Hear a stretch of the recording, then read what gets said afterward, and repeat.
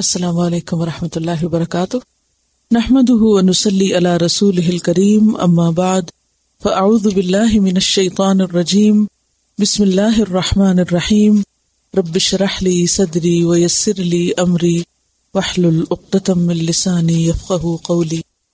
سورۃ یونس، سورۃ التوبہ کے ساتھ ہی 7 طوال ختم ہوئی۔ 7 طوال کیا ہیں؟ 7 طویل صورتیں۔ اب آگے قرآن پاک میں اتنی طویل صورتیں نہیں آئیں گی۔ سورۃ یونس مکی صورت ہے، سورۃ بنی اسرائیل کے بعد نازل ہوئی، 11 رکوع ہیں، 109 آیات ہیں، 1832 کلمات ہیں یعنی لفظ ہیں، اور 9099 حروف ہیں۔ اور اس صورت میں توحید کی طرف دعوت دی گئی ہے، شرک کا ابطال کیا گیا ہے، اور خاص طور پر قضاء و قدر پر ایمان سے متعلق کچھ باتیں کی گئی ہیں۔ قضاء و قدر کیا ہوتی؟ تقدیر۔ عمومی موضوع جو ہے وہ ایمان کی دعوت ہے، توحید کی دعوت ہے۔ بسم اللہ الرحمن الرحیم، الف لام را، حروف مقطعات، تلک یہ، اور یہ بھی ذالک کی طرح اسم اشارہ بعید ہے، مفرد ہے، مؤنث ہے۔ تلک کیا ہے؟ اسم اشارہ ہے، پڑھ چکے ہیں۔ بعید ہے، بعید کا کیا مطلب ہے؟ دور کے لیے۔ مفرد ہے، مفرد کا کیا معنی ہوتا ہے؟ واحد۔ مؤنث ہے، مذکر کیا تھا اس کا؟ ذالک۔ ٹھیک ہے، پیچھے ہم پڑھ چکے نا، الف لام میم ذالک الکتاب، اور یہاں کیا ہے؟ الف لام را تلک آیات الکتاب۔ ذالک مذکر اس لیے آیا کہ وہاں الکتاب تھا جو مذکر ہے، اور یہاں تلک مؤنث کس لیے آیا کہ یہاں آیات مؤنث ہے۔ اور یہ قاعدہ بھی پیچھے میں آپ کو بتا چکی ہوں کہ جب دور کا اشارہ یعنی اسم اشارہ بعید آئے اور اس کو قریب کی چیز کے لیے استعمال کیا جائے تو یہ کس لیے ہوتا ہے؟ تعظیم کے لیے، آیات کی عظمت شان بیان کرنے کے لیے آیا ہے۔ تلک آیات الکتاب، یہ کتاب کی آیات ہیں، اور کتاب سے مراد قرآن حکیم بھی ہے، اور خاص طور پر یہ سورت، یعنی اس سورت کی آیات جو ہیں یہ بہت عظمت والی آیات ہیں، اور اس کتاب کی آیات ہیں جو الحکیم ہے۔ الحکیم یہاں کس کی صفت ہے؟ الکتاب کی صفت ہے۔ تو جلدی آپ صفت موصوف پڑھیں گے۔ موصوف ہوتی ہے وہ چیز جس کی صفت بیان کی جائے، اور صفت ہوتی ہے صفت۔ تو یہاں الحکیم صفت ہے اور الکتاب کیا ہے؟ موصوف، یعنی کتاب کی صفت الحکیم ہے۔ الحکیم کا لفظ جو ہے یہ ہے کاف میم سے ہے، حکمت والی، محکم، مضبوط کے معنوں میں بھی، حکمت والی بھی اور مضبوط بھی، اور محکم یعنی اس میں نہ کوئی بگاڑ ہے نہ کوئی نقص ہے، کسی قسم کی اس میں کوئی کمی نہیں، کوئی بگاڑ نہیں۔ سورۃ فصلت آیت نمبر 1 میں بھی یہ مضمون بیان ہوا، الف لام را کتاب احکمت آیاتہ، یہ کتاب جس کی آیات مضبوط کر دی گئی، ثم فصلت پھر کھول کے بیان کی گئی ہیں، من لدن حکیم خبیر، حکیم و خبیر ہستی کی طرف سے۔ تو یہاں سورت کا یا قرآن مجید کا ایک تعارف بیان ہو رہا ہے کہ لوگو، جو کچھ تم پڑھنے جا رہے ہو یہ کوئی معمولی چیز نہیں، یہ اس کتاب کی آیات ہیں جو بہت ہی حکمت والی ہے اور بہت مضبوط ہے، محکم ہے، جس میں کسی قسم کی کوئی کمی نہیں، کوئی فساد نہیں، کوئی بگاڑ نہیں۔ اکان للناس عجبا، کیا ہے؟ حمزہ، الف جس کے اوپر زبر پڑی جائے اس کو کیا کہتے ہیں؟ حمزہ۔ اور حمزہ جب شروع میں آئے تو بعض اوقات سوال کے لیے آتا ہے، یہ حمزہ استفہام ہے، ٹھیک ہے۔ اکانا کیا ہے، یعنی سوال کے لیے ہے، کیا ہے، للناسی لوگوں کے لیے، عجباً عجیب بات، اور لوگوں سے مراد یہاں کون لوگ ہیں؟ اہل مکہ۔ اے اہل مکہ، تمہارے لیے یہ بات کیوں عجیب ہے؟ اور یہ استفہام جو یہ انکاری ہے، یعنی ہونا نہیں چاہیے، تمہیں کس بات کا تعجب ہے؟ آخر کیوں یہ بات تم کو عجیب لگ رہی ہے؟ عجباً کا روٹ کیا ہے؟ عین جیم بے، ایسی حیرت جس کا سبب معلوم نہ ہو، ایسی حیرت جس کی وجہ نہ پتا ہو.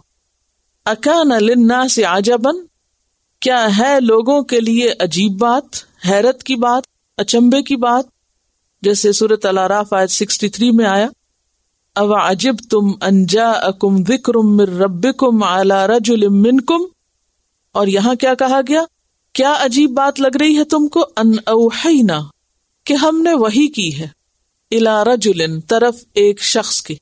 کون ہے وہ شخص؟ محمد صلی اللہ علیہ وسلم. منہم، جو انہی میں سے ہے. کن میں سے؟ اہل مکہ میں سے.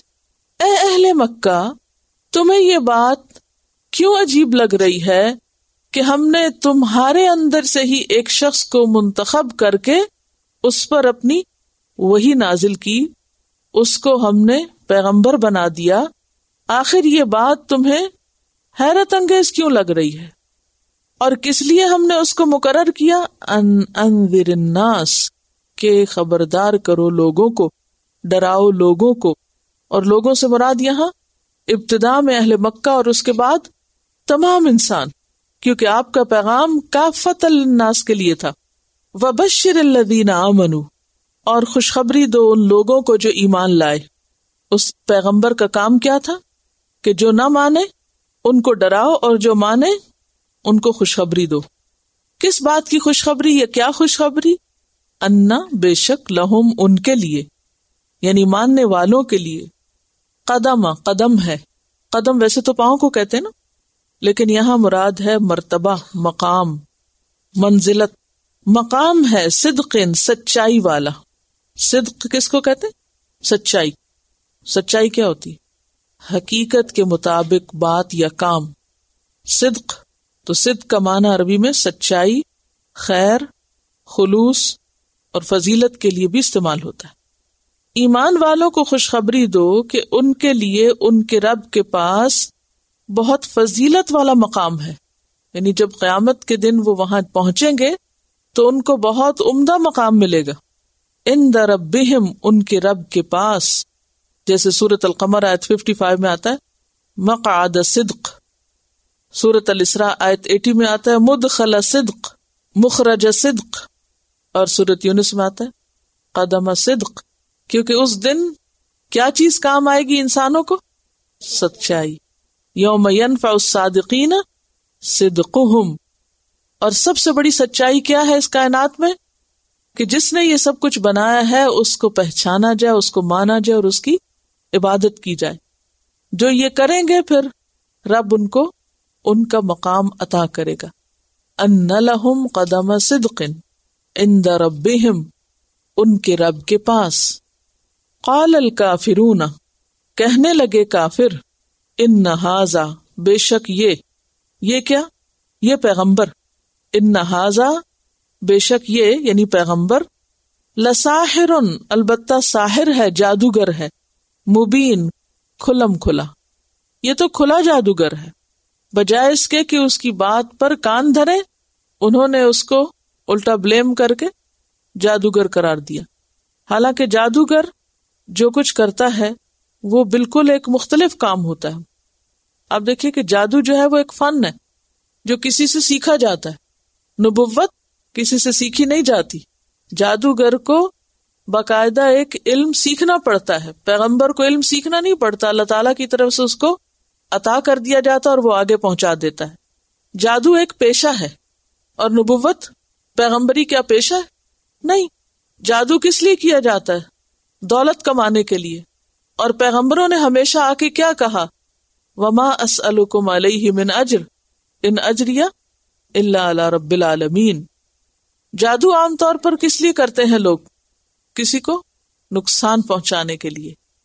جبکہ پیغمبر کس لیے آتے ہیں؟ عزیز علیہ ما عنتم، لوگوں کو نقصان سے نکالنے کے لیے. جادوگروں کے اخلاق عام طور پر کیسے ہوتے ہیں؟ سسپیشس سے لوگ، بعض اوقات گندے رہنے والے اور پر اسرار قسم کی حرکتیں کرنے والے. جبکہ پیغمبر کی زندگی کھلی کتاب ہوتی. انہی جادوگروں میں اور پیغمبروں میں بہت واضح فرق ہوتا ہے، کام کے اعتبار سے، اخلاق کے اعتبار سے، پرسنالٹی کے اعتبار سے، مقاصد کے اعتبار سے. لیکن اس کے باوجود انہوں نے صرف اس لیے کہ آپ کا کلام بہت زبردست تھا اور دلوں پہ اثر کر جاتا تھا، تو اس کلام کے پیش کرنے کی وجہ سے آپ کو کیا کہنا شروع کر دیا؟ جادوگر۔ اس آیت سے کیا بات پتہ چلتی ہے کہ اہل مکہ کے پاس آ کر جب نبی صلی اللہ علیہ وسلم نے اللہ کا پیغام پہنچایا تو وہ نہ مانے اور کہنے لگے، سورۃ التغابن آیت 6 میں آتا ہے، ابشر یہدوننا، کیا ایک انسان ہمیں ہدایت دے گا؟ انسان ہماری ہدایت کا کام کرے گا؟ کوئی فرشتہ کیوں نہیں آیا؟ اور کیا کہتے تھے کہ اسی پہ آخر کیوں یہ پیغام آ گیا، اسی کو آخر کیوں چن لیا گیا؟ جیسے سورۃ الزخرف آیت 31 میں آتا ہے، لولا نزل هذا القرآن على رجل من القریتین عظیم، کہ دو بڑے شہروں میں سے کسی عظیم انسان پر یہ کتاب کیوں نہ نازل ہوئی۔ محمد صلی اللہ علیہ وسلم جن کا بچپن یتیمی کی حالت میں گزرا اور جن کے معاشی حالات بھی بہت اچھے نہیں، انہیں کیوں چن لیا گیا؟ تو اللہ تعالیٰ ایک اور جگہ فرماتے ہیں، اللہ اعلم حیث یجعل رسالتہ، اللہ کو زیادہ پتہ ہے کہ اپنی رسالت کس کو عطا کرے۔ تو اے اہل مکہ، یہ تو کوئی تعجب کی بات نہیں جس پہ تم تعجب کر رہے ہو کہ ایک شخص کو کیوں پیغمبر بنا دیا گیا جو لوگوں کو ڈرانے کا کام کرتا ہے اور خوشخبری دینے کا، اور پھر جب بتا بھی دیا گیا اس کے آنے کا مقصد تو انہوں نے دلیل کے جواب میں دلیل پیش نہیں کی بلکہ الزام تراشی کہ یہ تو جادوگر ہے، ساری سوچ کا رخ ہی موڑ دیا۔ لیکن پیغمبر کبھی بھی ایسی باتوں کو خاطر میں نہیں لاتے۔ ہمارا طرز عمل کیا ہوتا ہے؟ اگر کبھی ہم پر کوئی چھوٹا موٹا الزام لگا دے تو ہم سارے کام چھوڑ کے بیٹھ جاتے ہیں اور کلیریفیکیشن کرنا شروع کر دیتے ہیں۔ ہماری ساری انرجی کس پہ لگ جاتی ہے؟ اپنی ذات کی صفائیاں پیش کرنے میں، اور کام ہم ایک طرف رکھ دیتے ہیں۔ کہیں بھی آپ دیکھیں چھوٹا موٹا کوئی کنفلکٹ ہو لوگوں میں تو عموماً کیا ہوتا ہے؟ سارے مقاصد، سارے کام دھرے کے دھرے رہ جاتے ہیں اور لوگوں کی ساری انرجی اس میں لگ جاتی ہے کہ اچھا میں یہ ہوں یا نہیں ہوں۔ پیغمبر نے اس بات کا کبھی کوئی جواب نہیں دیا۔ جب لوگوں نے کہا کہ یہ تو جادوگر ہے، انہوں نے اس بات کو محض ایک بیکار کی بات سمجھ کے ایک طرف رکھ دیا، اور اس کے بعد جو پیغام وہ دے کر بھیجے گئے تھے اس پیغام کو وہ آگے پہنچاتے گئے۔ اب اللہ تعالیٰ چاہتے تو یہاں یہ ساری باتیں فرماتے کہ دیکھو یہ لوگوں کیسے کہتے ہو تم وہ جادوگر ہے، وہ جادوگر نہیں ہے، اور یہ تمہاری غلط فہمی ہے، اور یہ نہیں۔ وہ کہنے والے بھی بس بے سوچے سمجھے کہہ رہے تھے۔ جن باتوں کے پیچھے کوئی دلیل ہوتی نہیں اور جو بے سوچے سمجھے کی جاتی ہیں، ان باتوں کو زیادہ اہمیت بھی نہیں دینی چاہیے۔ پیغمبر اپنا کام کرتے ہیں اور وہ آ کر اللہ تعالیٰ کا تعارف کراتے ہیں جس کام پر انہیں مامور کیا گیا۔ اور جیسا کہ میں نے ابتدا میں عرض کیا کہ سورۃ یونس کا بنیادی مضمون کیا ہے؟ ایمان کی دعوت، توحید کی دعوت۔ وہ دعوت اب صاف نظر آ رہی ہے۔ کیا؟ ان ربکم اللہ، بے شک رب تمہارا اللہ ہے۔ کون ہے اللہ؟ الذی، وہ ذات، خلق السماوات والارض، جس نے پیدا کیا آسمانوں اور زمین کو، فی ستۃ ایام، 6 دنوں میں، ثم استوى علی العرش، پھر وہ مستوی ہوا عرش پر، متمکن ہوا عرش پر۔ اب یہ 2 لفظ جو ہیں ستۃ ایام اور عرش، ان کی اصل حقیقت ہم نہیں جانتے، لہذا جیسے کہا ہے ویسے ہی ہمارا ایمان ہے، تفصیل اللہ کو پتا ہے۔ ہاں یہ ہم مانتے ہیں کہ آسمان و زمین کا خالق اللہ ہے۔ یدبر الامر، وہ تدبیر کر رہا ہے ہر کام کی۔ یدبر، دال بے رے، کیا روٹ ہے اس کا؟ دال بے رے۔ دبر، دبر کس کو کہتے ہیں؟ پیٹھ کو، پشت کو، اور کسی بھی کام کے انجام کو۔ تدبیر کیا ہوئی پھر؟ تدبیر کس کو کہیں گے آپ؟ انجام کو سامنے رکھ کے کام کا آغاز کرنے کا طریقہ سوچنا، یعنی پلاننگ کرنا۔ اس نے سارے معاملات کی پہلے پلاننگ کی۔ آج ہم مسلمانوں کا حال کیا؟ کوئی بھی کام بغیر پلاننگ کے شروع کر دیتے ہیں، انجام نتیجہ نہیں دیکھتے۔ تو پلاننگ کس کو کہتے ہیں؟ کہ کام کو پورا ترتیب دیا جائے کہ اچھا کتنا کام ہوگا، کیسے ہوگا، کیا کیا اس میں سٹیپس ہوں گے، کیا کیا اس میں ضروریات ہوں گی، کیسے کرنا ہوگا۔ یہ سنت الہی ہے۔ کیا مطلب ہے سنت الہی کا؟ اللہ کا طریقہ ہے۔ یدبر الامر، اور الامر سے مراد اگر الاستغراق کا ہو تو مطلب یہ کہ سارے کام ہر کام. اس کے کام ہیپیزرلی نہیں ہیں. اس نے زمین و آسمان کی جو تخلیق کی ہے، حتیٰ کہ انسانوں کی اور باقی تمام چیزوں کی، یہ سارے کام ایک پلاننگ کے ساتھ ہوئے. ان سب چیزوں کا سائز کیا ہو، ان کی شکل کیا ہو، ان کا رنگ کیا ہو، ان کا فنکشن کیا ہو، ان کے پیدا کرنے کا مقصد کیا ہو، یہ ساری چیزیں اس نے پلان کی. تو یدبر کا معنی ہوتا ہے کسی چیز کے نتیجے پہ غور کرنا، اور پھر یہ کہ ان سب کا اینڈ ریزلٹ کیا ہو. مثلاً ہم انسانوں کو جو اس نے بنایا، تو بنا کے زمین ہمارے لیے بنائی، یہاں بھیجا، پھر پیغمبر بھیجے، پھر ہم سے مطالبہ کیا، پھر اس کا ایک اینڈ ریزلٹ بنایا، ایک آخرت کا دن بنایا، پھر حساب کتاب ہوگا، پھر کچھ جنت میں جائیں گے، کچھ جہنم میں جائیں گے. جس رب کی یہ ساری تدبیر ہے، اس رب کی باتوں کو تم ایسے ہی آسانی سے لے لیتے ہو کہ ٹھیک ہے جو جی چاہے مان لے اور جو جی چاہے چھوڑ دے. نہیں، اس نے آسمان و زمین کی تخلیق کی، سارے کاموں کی تدبیر کی. ما من شفیع، نہیں کوئی سفارشی، الا من بعد اذن، مگر اس کی اذن کے بعد.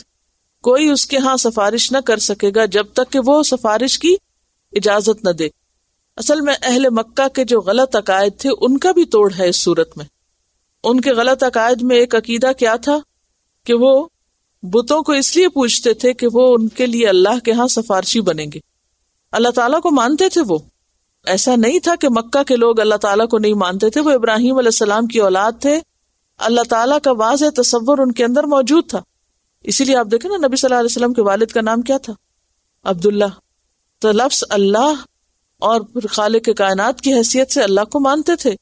قرآن پاک سورۃ الزخرف آیت 87 میں آتا ہے، وَلَئِن سَأَلْتَهُم مَّنْ خَلَقَهُمْ لَيَقُولُنَّ اللَّهُ. اگر ان سے پوچھو انہیں پیدا کس نے کیا، تو یہ نہیں کہتے تھے بتوں نے پیدا کیا، کہتے تھے اللہ نے پیدا کیا. الزمر آیت 38 میں آتا ہے، وَلَئِن سَأَلْتَهُم مَّنْ خَلَقَ السَّمَاوَاتِ وَالْأَرْضَ لَيَقُولُنَّ اللَّهُ. اگر ان سے پوچھو آسمان اور زمین کو کس نے بنایا، تو یہ ضرور کہیں گے کہ اللہ نے بنایا. پھر مشکل کیا تھی؟ کہاں سے بہکتے تھے؟ سفارشی بنا لیتے تھے. سورۃ الزمر آیت 3 میں آتا ہے، وہ کہتے تھے ما نعبدہم، ہم ان بتوں کی عبادت نہیں کرتے، الا لیقربونا الی اللہ زلفی، مگر اس لیے کہ یہ ہمیں اللہ کے قریب کر دیں. یہ ہمارے سفارشی ہیں، یہ ہماری بات اللہ تک پہنچاتے ہیں، اور یہ ہمیں اللہ تک پہنچانے والے اور قریب کرنے والے. آج آپ دیکھیں مسلمانوں کے اندر بھی افسوس کے ساتھ کہنا پڑتا ہے اس قسم کے نظریات پائے جاتے ہیں. وہ کہتے ہیں کہ ہم کسی بزرگ کی قبر پہ اس لیے نہیں جاتے کہ وہ ہمیں کچھ دیتے ہیں، ہم عبادت اللہ ہی کی کرتے ہیں، ان کو ہم نے وسیلہ بنایا ہوا، وہ ہمارا وسیلہ ہے. اور یہاں اہل مکہ کے لیے بت کیا تھے؟ وسیلہ تھے، کہ دنیا میں بھی ہماری حاجتیں ان کے ذریعے پوری ہوتی ہیں، اور مرنے کے بعد بھی ہماری بخشش ان کے ذریعے ہوگی. کیا آج ایسے لوگ ہیں جو یہ سمجھتے ہیں کہ دنیا میں ہماری حاجتیں کچھ بزرگوں یا کچھ چیزوں کے تھرو، ذریعے، وسیلے، ہم تو بہت گناہ گار ہیں، ہم ڈائریکٹ نہیں مانگ سکتے، ہم ان کے ذریعے اللہ تک جاتے ہیں، اور مرنے کے بعد بھی کیا سمجھتے ہیں؟ وہاں بھی سفارش کر کے یہ ہمیں چھڑائیں گے.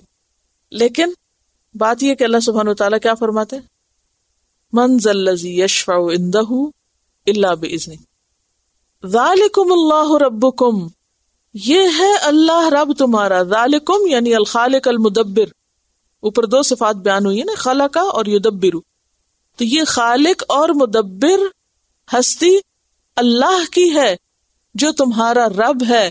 فاعبدوہ، پس تم اسی کی عبادت کرو، کسی اور کو بیچ میں مت لاؤ، اسی کی عبادت کرو. افلا تذکرون، کیا پھر نہیں تم نصیحت حاصل کرو گے، غور و فکر نہیں کرو گے، بات سمجھو گے نہیں؟ کیوں سمجھ میں نہیں آتا کہ جب ہر چیز بنائی اس نے، چلا وہ رہا، نتیجے تک وہ پہنچائے گا، تو پھر تم اس کو چھوڑ کر اوروں کی طرف کیوں جاتے ہو؟ الیہ مرجعکم جمیعا، اسی کی طرف لوٹنا ہے تمہارا سب کا. جس نے پیدا کیا، واپسی اسی کی طرف ہے، جہاں سے آئے ہو وہیں جاؤ گے. الیہ سے مراد اللہ تعالی. وعد اللہ حقا، وعدہ ہے اللہ کا سچا. کون سا وعدہ؟ واپسی کا وعدہ. کیسے؟ اس طرح کہ انہ یبدأ الخلق، اس نے ابتدا کی تھی تخلیق کی، شروع اس نے کیا تھا. یبدأ کا لفظ کس سے ہے؟ بدأ سے، جیسے سورۃ اعراف میں آپ پڑھ چکے ہیں آیت 29 میں، کما بدأکم تعودون، جیسے اس نے تمہارا آغاز کیا ویسے ہی تم لوٹائے جاؤ گے. انہ یبدأ الخلق ثم یعیدہ، پھر وہی دوبارہ پیدا کرے گا اس کو، وہی دہرائے گا اس کو. جیسے سورۃ الروم آیت 27 میں آتا ہے وَهُوَ الَّذِي يَبْدَأُ الْخَلْقَ ثُمَّ يُعِيدُهُ وَهُوَ أَهْوَنُ عَلَيْهِ. اہل مکہ مرنے کے بعد دوبارہ جی اٹھنے کے قائل نہیں تھے. وہ کہتے تھے یہ کیسے ہوگا کہ ہم سب مر جائیں گے اور ہماری ہڈیاں گل جائیں گی اور پھر ہم دوبارہ اٹھائے جائیں گے. تو کیا کہا جا رہا ہے؟ جس نے پہلی دفعہ پیدا کیا وہ دوبارہ بھی پیدا کر دے گا. یعیدہ کا مطلب ہے اعادہ کرنا، ریپیٹ کرنا. اگر پہلی تخلیق ہو گئی تو ریپیٹ کرنے میں کیا مشکل ہے اس کو؟ یہ تو زیادہ آسان کام ہے. اور کس لیے وہ ایسا کرے گا، دوبارہ کیوں اٹھائے گا؟ لیجزی الذین آمنوا، ایک مقصد کے تحت. اور وہ مقصد کیا ہے؟ کہ جزا دے ان لوگوں کو جو ایمان لائے، وعملوا الصالحات، اور انہوں نے اچھے کام کیے، انہیں ان کی اچھائی کا اچھا بدلہ ملے. کیسے؟ بالقسط، عدل کے ساتھ، انصاف کے ساتھ. والذین کفروا، اور وہ لوگ جنہوں نے کفر کیا، لہم شراب من حمیم، ان کے لیے شراب ہے حمیم کی. شراب کس کو کہتے ہیں؟ پینے کی چیز، اور پینا بھی مصدر بھی ہے اور پینے کی چیز اسم ہے. ان کے لیے پینے کی چیز ہوگی، ڈرنک ہوگا، کس سے؟ من حمیم، حمیم میں سے. حمیم ہے میم میم، سخت حرارت والی چیز، سخت گرم پانی. جہنم میں ان کے لیے ابلتا پانی ہوگا پینے کو. جو چشمے جہنمیوں کے پانی پینے کے لیے موجود ہوں گے وہ ابلتے پانی کے ہوں گے، کھولتے پانی کے ہوں گے. سورۃ الرحمن آیت 44 میں آتا ہے یطوفون بینہا و بین حمیم آن، وہ چکر لگاتے رہیں گے. کس میں؟ کبھی جہنم میں جائیں گے، کبھی پانی کی طرف جائیں گے. پانی کی طرف جائیں گے تو ابلتا پانی ہوگا، اس سے پیاس نہیں بجھے گی. اس سے بھاگیں گے تو جہنم کی شعلوں کی طرف، اس سے بھاگیں گے تو اس کی طرف. تو وہ چکر ہی کھاتے رہیں گے لیکن چین کہیں نہیں پائیں گے. سورۃ محمد آیت 15 میں آتا ہے وَسُقُوا مَاءً حَمِيمًا فَقَطَّعَ أَمْعَاءَهُمْ، اور وہ پلائے جائیں گے گرم پانی جو ان کی آنتیں کاٹ دے گا. قطع یقطع تقطیع کہتے ہیں ٹکڑے ٹکڑے کرنا، ریزہ ریزہ کرنا. اس پانی کو پیتے ہی ان کے آنتیں کٹ کے ریزہ ریزہ ہو جائیں گی. سورۃ الحج آیت 19 اور 20 میں آتا ہے یصب من فوق رؤوسہم الحمیم، کہ یہ گرم پانی ان کے سروں کے اوپر بھی انڈیلا جائے گا. اور سر پہ ڈالنے کی وجہ سے یسہر بہ ما فی بطونہم والجلود، ان کی کھالیں اور جو پیٹ کے اندر ہے وہ بھی گلا دے گا سب کچھ.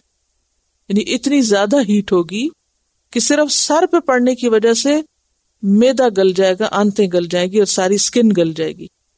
سورۃ الکہف آیت 29 میں آتا ہے وَإِن يَسْتَغِيثُوا يُغَاثُوا بِمَاءٍ كَالْمُهْلِ يَشْوِي الْوُجُوهَ بِئْسَ الشَّرَابُ وَسَاءَتْ مُرْتَفَقًا. سورۃ الواقعہ میں آتا ہے فَشَارِبُونَ عَلَيْهِ مِنَ الْحَمِيمِ فَشَارِبُونَ شُرْبَ الْهِيمِ. اتنا ابلتا پانی لیکن پھر بھی ایسے پیئیں گے جیسے پیاسا اونٹ ایک دم پی جاتا ہے، کیونکہ ذرا سی گرمی ہوتی ہے نا تو خود بخود پیاس زیادہ لگنے لگتی ہے. اور پھر کھانا ایسا ہوگا کڑوا، زقوم کا درخت، تھور کا درخت. آپ دیکھیں کہ دنیا میں کوئی کڑوی چیز آپ کھاتے ہیں تو اس کے بعد آپ کو ویسے ہی پیاس زیادہ لگتی، تو وہاں بھی کھانا ایسا ہوگا کہ جس کے بعد شدت کی پیاس ہوگی، اور پیاس جب لگے گی تو پانی کھولتا ہوا ہوگا. سورۃ النبا آیت 24 اور 25 میں آتا ہے لا یذوقون فیہا بردا ولا شرابا الا حمیما وغساقا. وہاں حمیم کے ساتھ غساق کا ذکر بھی ہے، اور غساق کہتے ہیں پیپ کو، پس جو زخمیوں کے ہی جسم سے نکلے گی وہ زخموں کی کثرت کی وجہ سے.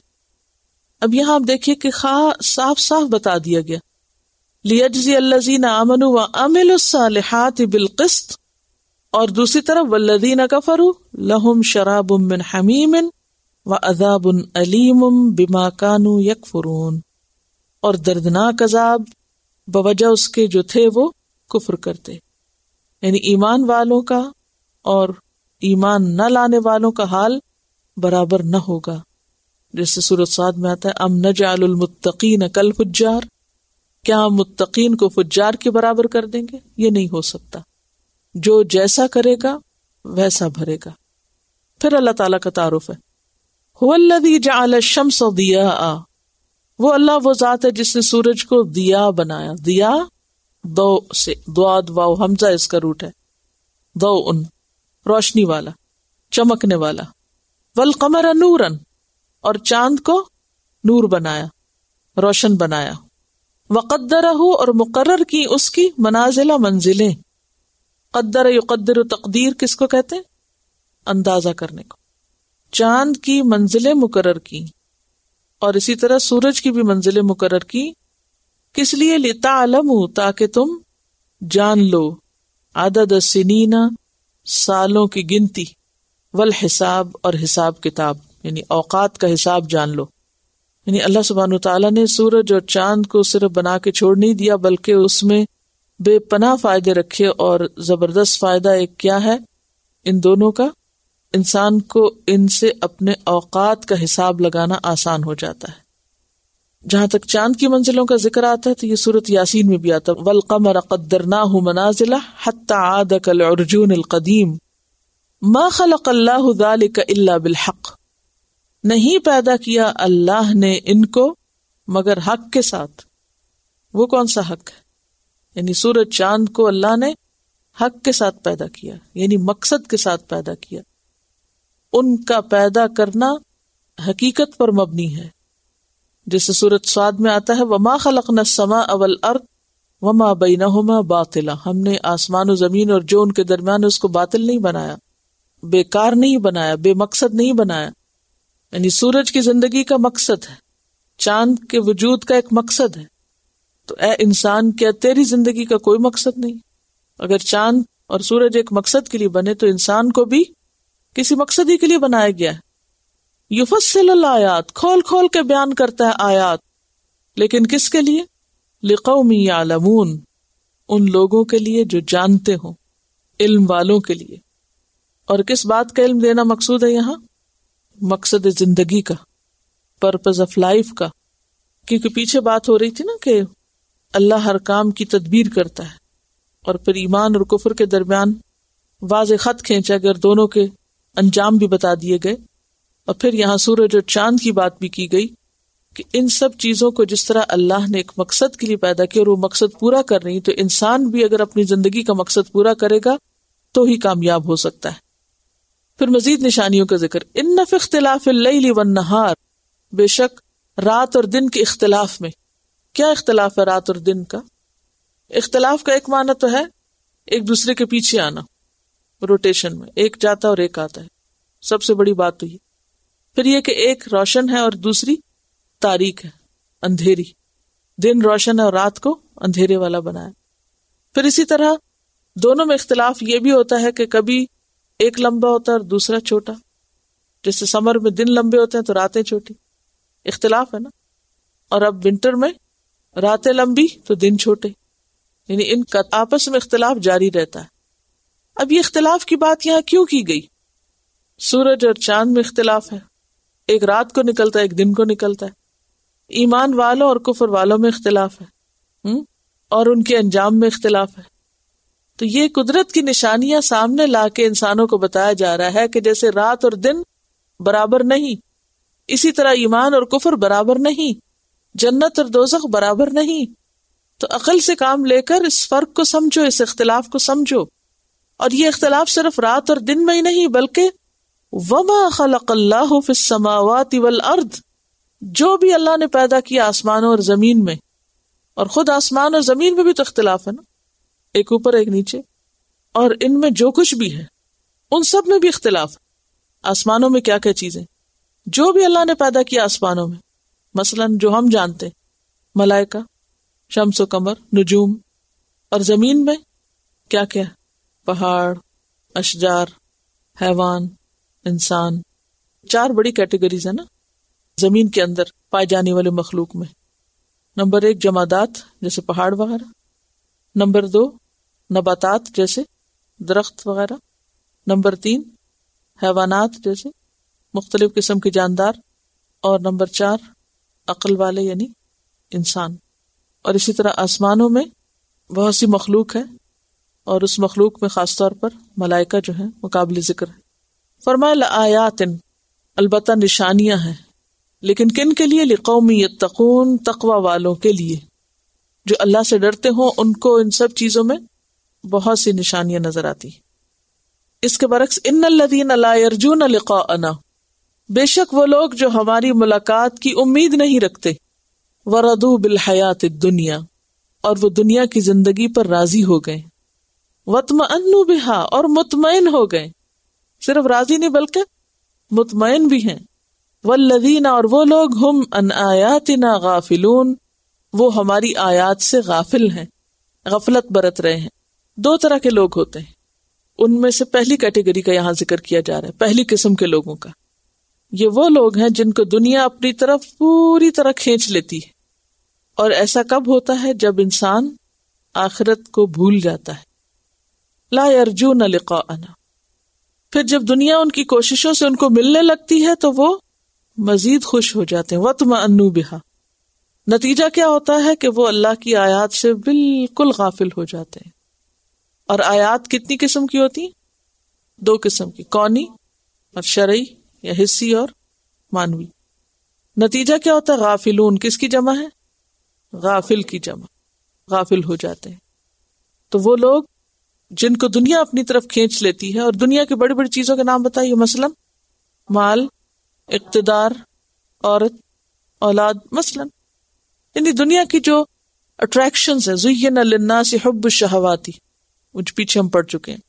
اب آپ دیکھیے کہ جس شخص کے دل میں اقتدار کی محبت آ جائے یا مال کی محبت آ جائے تو اس کا عملی اظہار کہاں سے ہوتا ہے؟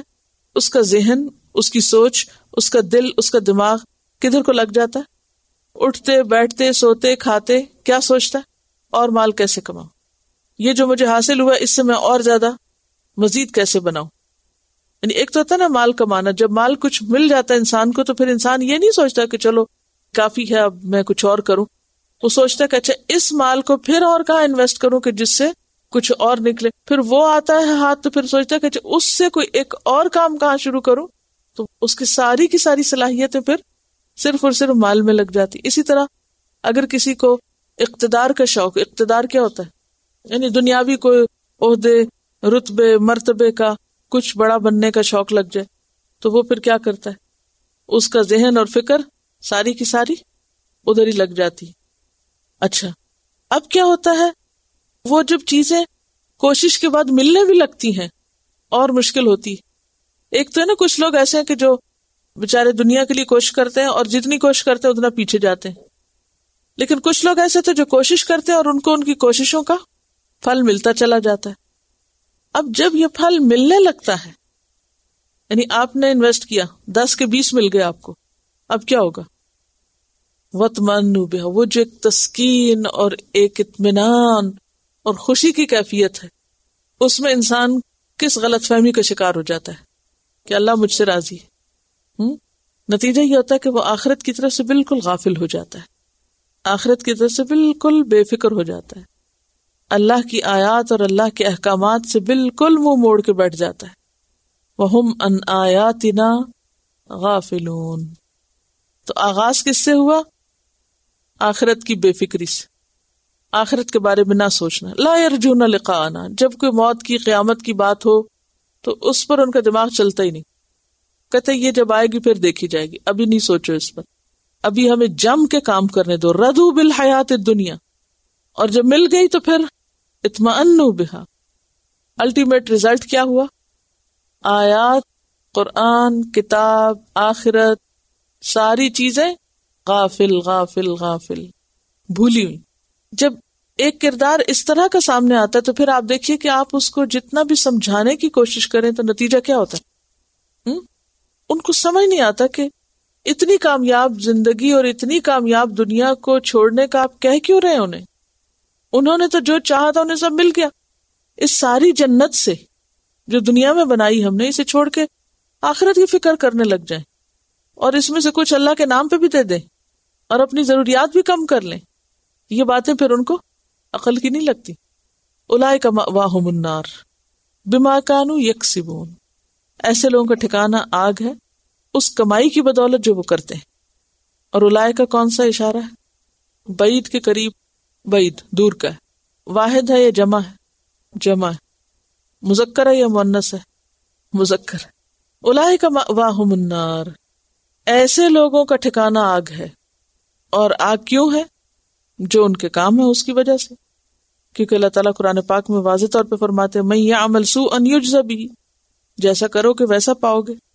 جب کیا سب کچھ دنیا کے لیے تو دنیا میں ہی رہ جائے گا.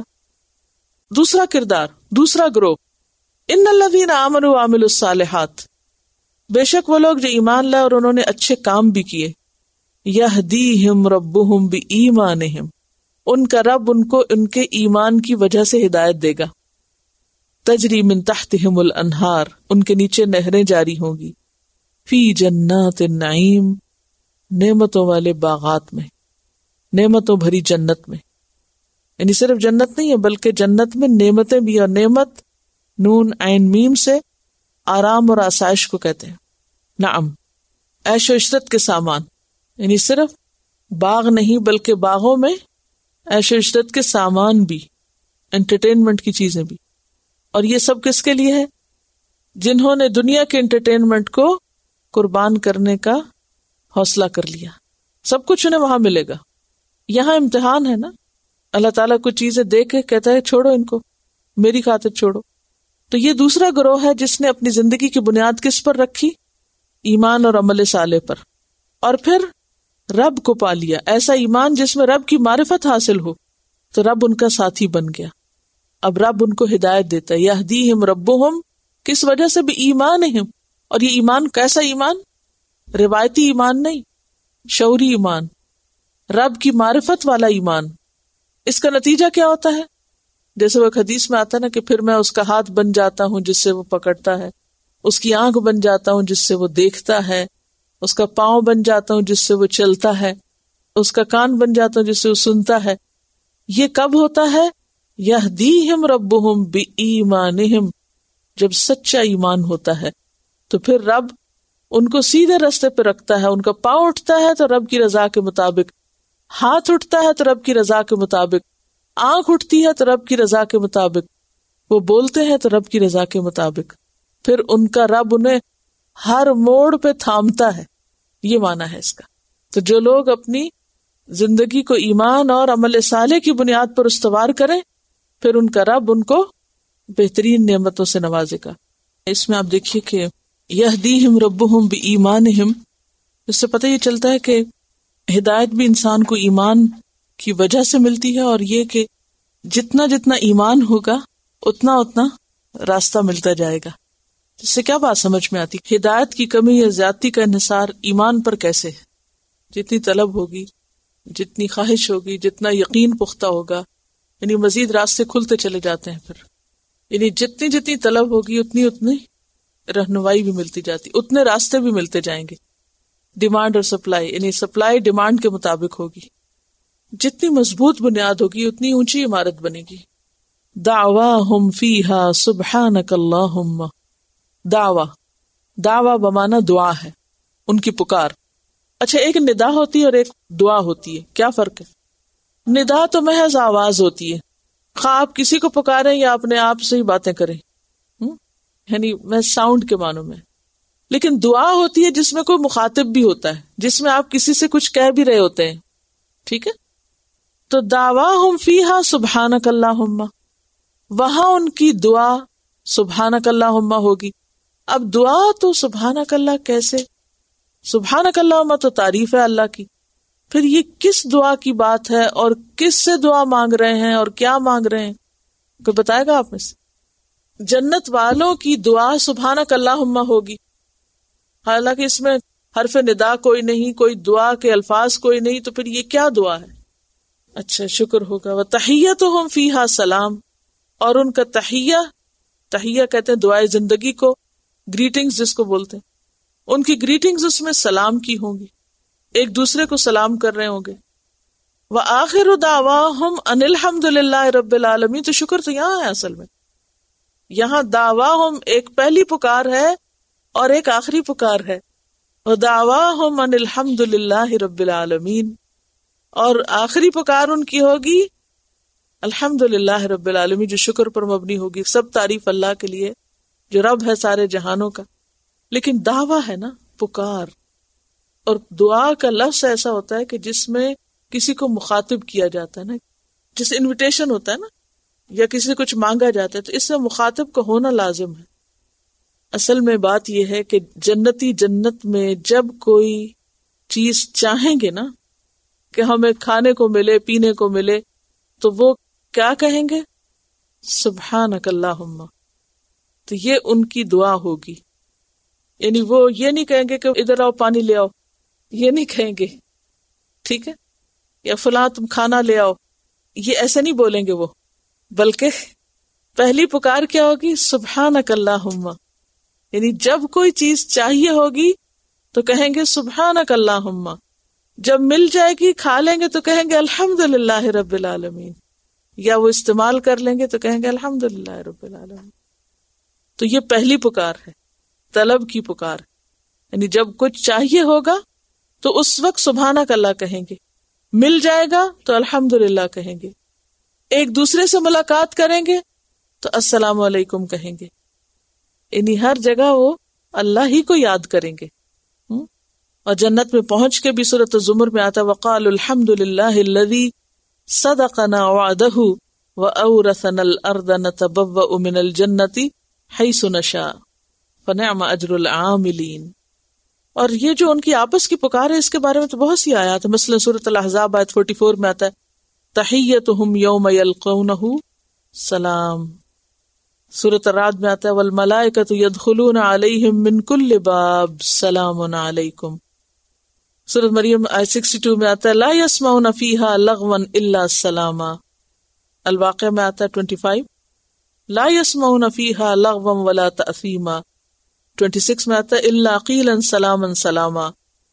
سورۃ یاسین 58 میں آتا ہے سلام قولا من رب الرحیم. اتنا کثرت سے سلام ہوگا, ملاقاتیں بھی خوب ہوگی اور سلام بھی خوب ہوں گے. اللہ تعالیٰ سے بھی سلام کریں گے, فرشتے بھی سلام کریں گے, آپس میں بھی ایک دوسرے کو سلام کہیں گے. یعنی ان کا جو شعار ہوگا یا ان کی جو گریٹنگ ہوگی یا جو سمبل اور سلوگن ہوگا وہ کیا ہوگا؟ سلام. تحیتہم فیہا سلام. یعنی کوئی چیز چاہیں گے تو سبحانک اللہم, کوئی انسان نظر آئے گا تو سلام, فرشتے بھی آ کے سلام, سرو کرنے والے بھی آ کے سلام, اور پھر ساری نعمتیں پا کر الحمدللہ کرتے چلے جائیں گے. وَلَوْ يُعَجِّلُ اللَّهُ لِلنَّاسِ الشَّرَّ, ولو اور اگر, يُعَجِّلُ عجل يعجل تعجیل, کسی چیز کو اس کے وقت سے پہلے حاصل کرنے کی کوشش کرنا, جلدی کرنا. اور اگر جلدی کرتا اللہ للناسی لوگوں کے لیے, الشر شر میں یعنی عذاب میں, اگر اللہ لوگوں کو عذاب دینے میں جلدی کرتا, کس بات پر؟ ان کے گناہوں پر, انہیں فوراً پکڑتا, اتنا ہی جلدی جیسے استعجالہم ان کا جلدی طلب کرنا بالخیر بھلائی کو, لقضی الیہم اجلہم البتہ فیصلہ کر دیا جاتا ان کی طرف ان کی موت کا, یعنی وہ ہلاک ہو چکے ہوتے. استعجال کا لفظ بھی اجلت سے ہے, عین جیم لام ہی روٹ ہے, وہ باب تفعیل ہے, یہ باب استفعال ہے. تو استعجال کا مطلب ہے جلد بازی کرنا, بالخیر بھلائی کے لیے. انسان جب بھلائی کی یا خیر کی کوئی دعا مانگتا ہے تو وہ کیا چاہتا ہے؟ جلدی دعا قبول ہو, فوراً مل جائے مجھے جو میں نے مانگا ہے. تو یہاں جلدی آنے والی سزا کو تشبیہ دی گئی ہے کس سے؟ جلد نتیجہ مانگنے والی دعا سے. اصل میں بات یہ ہے کہ اہل مکہ کے ایک سوال کا جواب یہاں دیا جا رہا ہے, یا ان کی ایک غلط فہمی کا ازالہ کیا جا رہا ہے. اور وہ کیا تھی غلط فہمی؟ وہ یہ کہتے تھے کہ اگر ہم جھوٹے ہیں تو ہم پہ عذاب کیوں نہیں آ جاتا. اور ان کی دعاؤں میں سے ایک دعا یہ بھی تھی کہ اللہم ان کان ھذا والحق من عندک فامطر علینا حجارۃ من السماء، کہ اللہ اگر یہ سب سچ ہے اور محمد صلی اللہ علیہ وسلم جو کچھ بتا رہے ہیں یہ بالکل درست ہے اور ہم نہیں مان رہے، تو پھر آسمان سے جلدی پتھر برسا تاکہ ہم ختم ہو جائیں. لیکن چونکہ عذاب نہیں آ رہا تھا تو اس لیے وہ کیا سمجھتے تھے کہ وہ جو کچھ کر رہے ہیں وہ درست کر رہے ہیں. فرمایا کہ اللہ تعالیٰ کا یہ طریقہ نہیں کہ ادھر کوئی غلط کام کرے اور ادھر اس کو وہ پکڑ لے. اگر اللہ تعالیٰ اسی طرح کرتا، کس طرح کہ برائی پہ فوراً پکڑتا، تو ان سب کا فیصلہ پار ہو چکا ہوتا، ان سب کا قصہ چکا دیا گیا ہوتا، یہ سب کبھی کے فنا ہو چکے ہوتے. اور اس بات کو کس طرح سمجھایا گیا؟ جیسے انسان جلدی مانگتا ہے کیا؟ بھلائی. جو وہ مانگے اس کو فوراً مل جائے. تو انسان بیسیکلی جلد باز ہے. وہ کیا چاہتا ہے کہ اگر کسی نے کچھ غلط کیا ہے تو اس کو سزا بھی فوراً ملنی چاہیے. اسی لیے عام طور پہ لوگ کہتے ہیں نا، لوگ اتنے غلط کام کرتے ہیں ان کی پکڑ نہیں ہوتی، تو اس کا مطلب ہے کہ وہ غلط نہیں ہے. پھر غلط کرنے والوں کو اتنا زیادہ کیوں مل رہا ہے؟ فرمایا کہ اللہ کا طریقہ نہیں. کیوں؟ اس لیے کہ اللہ نے ایک بات طے کر رکھی ہے، اور وہ کیا؟ کہ اچھائی اور برائی دونوں کو ایک مقرر وقت تک کام کرنے کا موقع دیا جاتا رہے گا. فنظر الذین، پھر ہم چھوڑ دیتے ہیں. نظر کس سے ہے؟ وذر یذر تھے، وذرن واو دال رے، ناقابل پرواہ سمجھ کر چھوڑنا، یعنی کوئی بہت امپورٹنٹ چیز نہیں ہے، ان امپورٹنٹ سمجھ کے چھوڑ دینا. پھر ہم چھوڑ دیتے ہیں کس کو؟ الذین، ان لوگوں کو، لا یرجون، جو توقع نہیں رکھتے، امید نہیں رکھتے. کس بات کی؟ لقاءنا، ہماری ملاقات کی. جو ہماری ملاقات کی امید نہیں رکھتے ان کو ہم پھر چھوڑ دیتے ہیں. کس میں؟ فی طغیانہم، ان کی سرکشی میں. پیچھے پڑ چکے ہیں آپ طغیانی کا لفظ، کہ وہ حدیں پار کرتے رہتے ہیں، ظلم میں، کفر میں، نافرمانی میں. یا مہون، کیا ترجمہ یا مہون کا؟ سرگرداں پھرتے ہیں، وہ اپنی دھن میں مست ہیں. تو اللہ کا طریقہ کیا ہے کہ اچھائی اور برائی کا اس نے ایک وقت مقرر کر رکھا ہے. دعاؤں کی قبولیت کا بھی ایک وقت ہوتا ہے، برا کام کرنے والوں کی پکڑ کا بھی ایک وقت مقرر ہوتا ہے.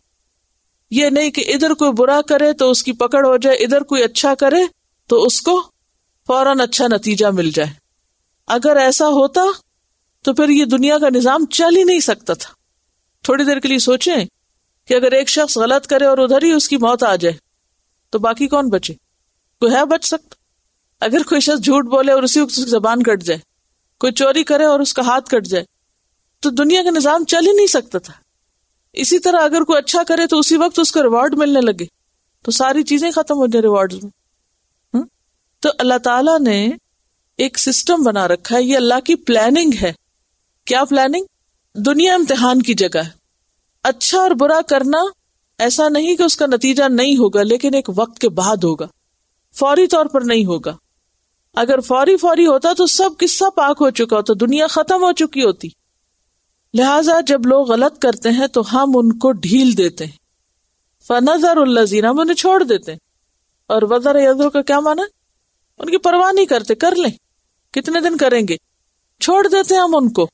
اور وہ غلط کاریوں میں، ظلم میں، سرکشی میں، حرام کاموں میں خوب پھر موجیں کرتے ہیں. وہ سمجھتے ہیں ہماری کوئی پکڑ ہونی نہیں. اور اصل بات کیا ہوتی ہے کہ اللہ تعالیٰ ان کو ڈھیل دے دیتا ہے. فی طغیانہم یا مہون، اور وہ اس میں بھٹکتے پھرتے ہیں اور وہ سمجھتے ہیں کہ یہ ہمارے لیے بہت اچھا ہے. وَإِذَا مَسَّ الْإِنسَانَ الضُّرُّ، اور جب چھو جاتی ہے یا پہنچتی ہے انسان کو تکلیف. ضر، تکلیف، خواہ وہ حسی ہو یا مانوی، نفسی ہو یا بدنی. انسان کے جسم میں کوئی تکلیف ہو جیسے بھوک ہے، بیماری ہے، یا اس کی روح یا اس کا جو نفس ہے یا اس کا جو دل ہے اس میں کوئی تکلیف ہو جیسے غم ہے، غصہ ہے یا خوف ہے. تو کسی بھی قسم کی کوئی تکلیف جب انسان کو پہنچتی ہے تو اس کا طریقہ کیا ہوتا ہے؟ دعانا، ہم سے دعائیں مانگتا ہے، خوب دعائیں کرتا ہے. لجنبہ، اپنے پہلو کے لیے، یعنی پہلو پر. جنب کہتے ہیں سائڈ کو، یعنی لیٹے ہوئے. او قاعدن، یا بیٹھے ہوئے. او قائما یا کھڑے ہوئے. تین ہی حالتیں ہوتی ہیں نا انسان کی، لیٹنا، بیٹھنا اور کھڑے ہونا. یعنی ہر حال میں جب انسان کو کوئی تکلیف آتی ہے تو لیٹے بیٹھے کھڑے ہر حال میں خوب دعائیں کرتا ہے. فلما کشفنا عنہ ضرہ، پھر جب کھول دیتے ہیں ہم اس سے اس کی تکلیف، اس کا غم، دکھ، بیماری، بھوک چلی جاتی ہے، تو اب اس کا کیا حال ہوتا ہے؟ مرہ، وہ گزرتا ہے، یعنی یوں ہو جاتا ہے.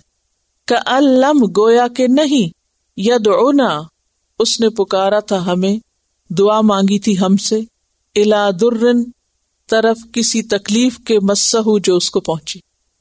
یعنی انسان دنیا میں بار بار کسی تکلیف، حادثے کا شکار ہوتا ہے، جب خود کو بے بس پاتا ہے تو بے اختیار پکارنے لگتا ہے، اور جب تکلیف چلی جاتی ہے تو بالکل ہمیں بھول جاتا ہے، گویا کہ اسے نہ کبھی کوئی تکلیف آئی تھی اور نہ اس نے کبھی ہمیں جانا اور پہچانا اور ہم سے کچھ مانگا تھا. کذالک، اسی طرح، زین، خوبصورت بنا دیے گئے، للمسرفین، مسرفین کے لیے، حد سے بڑھنے والوں کے لیے، کیا؟ ما کانوا یعملون، جو کچھ وہ عمل کرتے رہے. مسرفین کے لیے ان کے کام بہت خوبصورت بنا دیے گئے. کون سے کام؟ تکلیف دور ہونے پر اپنے رب کو بھول جانا، رب سے بے پرواہی اختیار کرنا، اطاعت سے منہ موڑ جانا. یہ مضمون قرآن پاک میں کئی جگہ بیان ہوا ہے، کیونکہ یہ عام انسانوں کا حال ہے، الا ماشاء اللہ، کہ جس کو اللہ توفیق دے اور وہ اللہ کی مستقل اطاعت کرے، خوشی میں بھی اور غم میں بھی، تکلیف میں بھی اور بیماری میں بھی، اور صحت میں بھی اور جوانی میں بھی اور بڑھاپے میں بھی اور دن میں بھی اور رات میں بھی، ہر حال میں. الذین یذکرون اللہ قیاما وقعودا وعلی جنوبہم ویتفکرون فی خلق السماوات والارض. یہ کون لوگ ہیں؟ اولی الالباب، عقل والے. یہ چند عقل مند ایسے ہیں کہ جو ہر حال میں، اچھے برے، صحت اور تندرستی اور بیماری، ہر حال میں اپنے رب کو یاد کرتے ہیں. ورنہ انسانوں کی اکثریت کا حال کیا ہے؟ رب سے غافل رہتے ہیں، جب پکڑ ہوتی ہے رب کو خوب یاد کرتے ہیں، جب تکلیف دور ہوتی ہے پھر وہ پہلے والی حالت پہ آ جاتے ہیں. اور شیطان ان کے اس عمل کو ان کی نظروں میں برا بھی بنا کے نہیں دکھاتا، بلکہ خوبصورت بنا دیتا ہے. زینا، انہیں خوبصورت بنا دیے جاتے ہیں. کون بناتا ہے؟ شیطان بناتا ہے. کس چیز کو؟ ان کے برے عمل کو. اسے یہ اپنی کیا سمجھتے ہیں؟ ہوشیاری سمجھتے ہیں. اگر انسان تھوڑا سا عقل سے کام لے اور سوچے ایک ایسے کردار کے بارے میں کہ جو صرف دکھ اور تکلیف کے وقت آپ کو یاد کرے اور جب اس کے حالات اچھے ہوں تو آپ کو بھول جائے، تو آپ کیا کہیں گے ایسے شخص کو؟ خود غرض، مطلبی، مفاد پرست. ایسا شخص، ایسا کردار کسی کو بھی پسند نہیں ہوگا. لیکن انسان جب اس کے ساتھ ایسی بیتی ہے تو اس کو تو وہ مطلبی کہتا ہے اور برا کہتا ہے، لیکن اپنے بارے میں نہیں سوچتا کہ وہ اپنے رب کے ساتھ کیا کر رہا ہے. ہم سب اپنا اپنا جائزہ لیں کہ کیا ہم دکھ اور سکھ، خوشی اور غمی، ہر موقع پر اپنے رب کو ایک ہی طرح یاد کرتے ہیں. یہ قدرتی بات ہے کہ انسان جب تکلیف میں ہوتا ہے تو اس وقت اس کی آہیں اور اس کی دعائیں بھی زیادہ گہری ہو جاتی ہیں. لیکن بندہ مومن تندرست ہونے کے بعد بھی اپنے رب کو بھولتا نہیں ہے، اس سے غافل نہیں ہوتا. غافل کون ہوتے ہیں؟ جن کی ساری دلچسپیاں اور توجہ دنیا میں ہوتی ہے اور وہ صرف وقت آنے پر، ضرورت پڑنے پر، مشکل مصیبت میں اپنے رب کو پکارتے ہیں، باقی ان کو رب سے کوئی سروکار نہیں ہوتا. مثلا سورۃ الزمر میں آتا ہے وَإِذَا مَسَّ الْإِنسَانَ ضُرٌّ دَعَا رَبَّهُ مُنِيبًا إِلَيْهِ ثُمَّ إِذَا خَوَّلَهُ نِعْمَةً مِّنْهُ نَسِيَ مَا كَانَ يَدْعُو إِلَيْهِ مِنْ قَبْلُ. الزمر آیت 49 میں آتا فَإِذَا مَسَّ الْإِنسَانَ ضُرٌّ دَعَانَا ثُمَّ إِذَا خَوَّلْنَاهُ نِعْمَةً مِّنَّا قَالَ إِنَّمَا أُوتِيتُهُ عَلَى علم. جب نعمت ملتی تو کہتے ہیں یہ تو میرے اپنے علم اور لیاقت اور قابلیت اور سمجھداری کی وجہ سے مجھے ملا سب. سورۃ فصلت آیت 51 میں آتا ہے وَإِذَا أَنْعَمْنَا عَلَى الْإِنسَانِ أَعْرَضَ وَنَأَىٰ بِجَانِبِهِ وَإِذَا مَسَّهُ الشَّرُّ فَذُو دُعَاءٍ عَرِيضٍ. جب تکلیف آتی ہے تو لمبی چوڑی دعائیں کرنے لگتا ہے. یہ بڑا دلچسپ جملہ ہے. فَذُو دُعَاءٍ عَرِيضٍ. عریض کس کو کہتے ہیں؟ لمبی لمبی دعائیں. عام حالات میں نماز پڑھی، اٹھے بھاگے، دعا کرنی یاد نہیں رہی، لیکن جب مشکل آتی ہے تو پھر انسان لمبی دعائیں کرتا ہے. عام حالات میں قرآن کھول کے نہیں دیکھتے، جب کوئی تکلیف آتی ہے تو ایک سورت کئی دفعہ پڑھتے ہیں، پھر ختم بھی کر لیتے ہیں. عام حالات میں پورے سال میں ایک ختم نہیں کرتے. تو یہ انسان کی حالت ہے کہ وہ صرف تکلیف کے وقت اپنے رب کی طرف رجوع کرتا ہے. سورۃ الاعراف میں آپ پڑھ چکے ہیں کہ قوم فرعون پہ جب کوئی مصیبت آتی تھی تو وہ کیا کرتے تھے؟ موسیٰ علیہ السلام کے پاس آتے اور کہتے تم اپنے رب سے دعا کرو، اگر یہ تکلیف ہم سے ٹل جائے تو ہم ایمان لے آئیں گے. اور جب تکلیف ٹل جاتی پھر ویسے ہی ہو جائے، پھر تکلیف آتی، پھر ایک دفعہ نہیں بار بار انہوں نے ایسا ہی کیا. اہل مکہ میں بھی یہی کچھ ہوا. مکہ میں ایک سخت قحط پھیلا. پھر ابو سفیان آپ صلی اللہ علیہ وسلم کے پاس آئے اور کہنے لگا کہ آپ تو صلہ رحمی کرتے ہیں اور آپ کو نہیں معلوم آپ کی قوم بھوکوں مر رہی ہے، آپ اللہ سے دعا کریں کہ یہ قحط دور ہو جائے. اور جب قحط دور ہو گیا تو پھر وہ ویسے کے ویسے ہو گیا، آپ کی مخالفت پہ تلا ہے.